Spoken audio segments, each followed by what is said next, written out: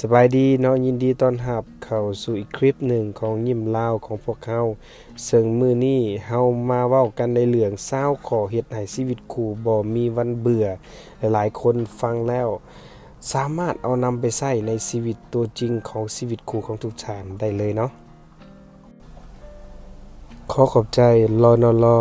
สวรรณเขตรัฐวิสาหกิจน้ำมันเสือไฟลาวสวรรณเขต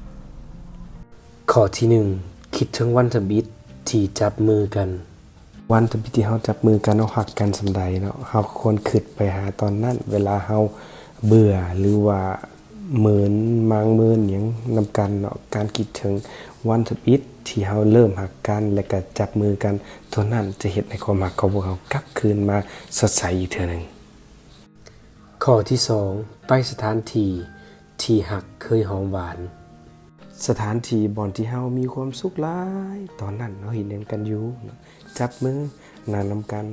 เบิ่งตาเวนตกดินบ่นั่นล่ะคือความสำคัญที่จะเฮ็ดให้ความรักเราบ่เบื่อข้อที่3เว้นช่องว่างให้กันก็ความหักหลายๆคนหักกันก็อยากอยู่นำกันตลอดอยากให้เขาอยู่นำข้างเฮาตลอดเวลาแต่เฮาก็ต้องเว้นช่องว่างให้เขา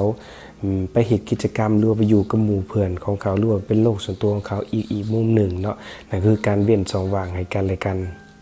เพื่อให้เขาเนาะได้พบปะกับผู้อื่นและเฮ็ดบางสิ่งบางอย่างที่เขาอยากจะเฮ็ดหรือเขาฝันไว้นั่นเอง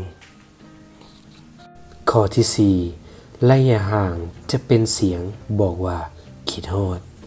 ความคิดฮอดเนาะเกิดขึ้นเสมอเมื่อเฮาห่างกันแต่ว่าการห่างดังกล่าวก็บ่ควรห่างดนจนเกินไปเนาะก็ห่างพอส่ำใดส่ำหนึ่งพอให้ฮู้ว่าเฮานี่ล่ะกำลังคิดฮอดเขาอีหลีใดเขานี่แหละแม่นคนที่เฮาฮักอีหลีใด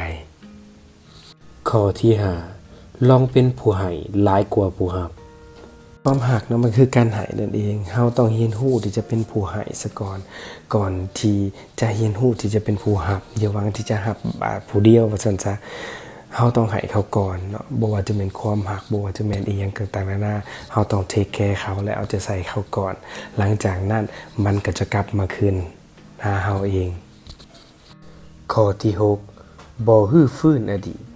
บางทีเนาะคนเฮาอาจจะเบื่อกันหรือผิดกันอาจจะย้อนบางสิ่งบางอย่างน้อยเดียวคือเว้าเรื่องอดีตของเพิ่นมายกตัวอย่างคือแฟนเจ้าในนั้นในนี้แฟนเจ้าในนี้แนวนั้นเจ้าเฮ็ดแนวนั้นบ่ดีแต่กี้เจ้าเฮ็ดแนวนี้บ่ดีถ้าเฮาจะคบกันหรือว่าเฮาจะฮักกันนั่นน่ะเฮาคบในบ่อนที่เฮาเป็นอยู่ปัจจุบันนี้จะดีกว่าถ้าฮื้อฟื้นอดีตมามีแต่จะผิดกันโอเคเนาะเฮาน่าจะปะตัวนี้ไปและชีวิตเฮาจะดีขึ้นข้อ7ฝึกเว้าขอโทษให้หลายขึ้นบางทีคนเฮาเนาะเฮ็ดผิดแต่บ่รู้จักขอโทษปากแข็งเกินไปหลายก็บ่ดีเนาะเฮาต้องมีการขอโทษกันแน่ทางฝ่ายนั้นอาจจะขอโทษทางฝ่ายนี้อาจจะขอโทษนะถ้าตัวเองเฮ็ดผิด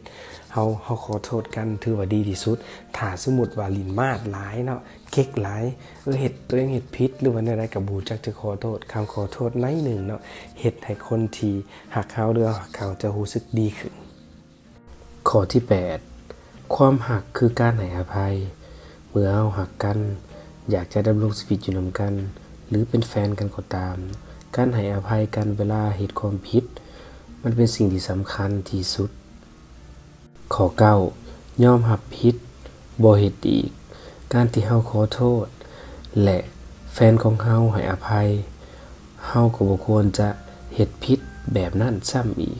และก็คิดไว้เสมอว่าคำว่าการให้อภัยที่เขามอบให้มันจะบ่มีหลายเทื่อดังนั้นเฮ็ดตัวให้ดีเพื่อความรักของเฮาในอนาคตข้อ10บอกแต่คำดีๆอารมณ์ดีให้กันหลายขึ้นความรักเนาะจะไปนำกันรอดก็ย้อนเฮาจะต้องเว้าดีนำกันและการสร้างอารมณ์ดีๆร่วมกันเนาะให้มันหลายขึ้นอย่าเฮ็ดให้มันลดลงเนาะมื้อนี้เว้านำกันดีมื้ออื่นเว้านำกันดีขึ้นเนาะเฮ็ดดีนำกันตลอดไปนั่นล่ะความรักจะยั่งยืนข้อ11เบิ่งแยงตัวเองการเบิ่งแยงในตัวเองในที่นี้เนาะ1ก็เบิ่งแยงสุขภาพตัวเองถ้าเฮาอยากเบิ่งแยงโดยดูแลคนอื่นเฮาก็ต้องดูแลตัวของเฮาเอง ก่อนเนาะเพราะว่าหยังเฮาจึงมีอายุยืนยาวพร้อมที่จะเบิ่งเขาไปจนแก่เฒ่าและนอกเหนือจากนั้นบุคลิกภาพของเฮาเองก็ถือว่าเป็นอันดับหนึ่งเพราะว่าหยังเพราะว่าไผก็อยากเบิ่งเนาะว่าแฟนของเฮาดูดีตลอดแม่นบ่ล่ะข้อที่12ให้กำลังใจกันในทุกๆปัญหาการที่ครองคู่อยู่ร่วมกันบ่หมายความว่าจะอยู่นำกันในช่วงเวลาที่มีความสุขเท่านั้นแต่สิ่งสำคัญที่สุดก็คือเวลาอีกฝ่ายมีความทุกข์มีปัญหาเฮาต้องพร้อม